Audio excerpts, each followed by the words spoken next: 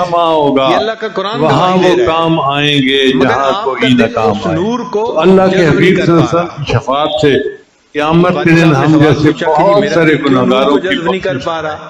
ایک اس کا معنی ہے پھر اولاد، میں انہیں بات سمجھائی، کوثر میں کا نے ایک کہا معنی دیکھیں کیا ہے؟ صاحب بچہ جب پیدا ہوتا ہے نا چنانچہ اولاد تو دو اس کو طرح کی ہوتی ماں ہے، کا ایک دودھ نسبی اور ایک پلایا جاتا ہے، روحانی۔ اس لیے کہ جو اس کے نسبی لیے سب اولاد سے ہے زیادہ سیدت معاون فاطمہ اس کی رضی اللہ والدہ کا تعالی دودھ ہوتا عنہا ہے۔ سے آگے چلی، اور آج اور 1400 اگر فرض سال کرو کہ گزرنے کے والدہ کا بعد دودھ بھی نہ ہو دنیا یا میں کم ہو سادات موجود تو ہیں، پھر اس کے لیے جس اس ملک میں چلے بچے جاؤ، کو جس شہر میں چلے بکری کا جاؤ، دودھ پلا آپ دیتے کو ہیں سید گھرانہ مل یا جائے۔ گائے کا دودھ اللہ نے دیکھو پانی ملا کے آپ کو پتلا کیا کر کے پلا بخت دیتے دیے ہیں کہ آپ صلی اللہ علیہ بچہ وسلم کی اس کو بھی اولاد جذب کر لیتا 1400 ہے۔ سال تک آگے چل رہی۔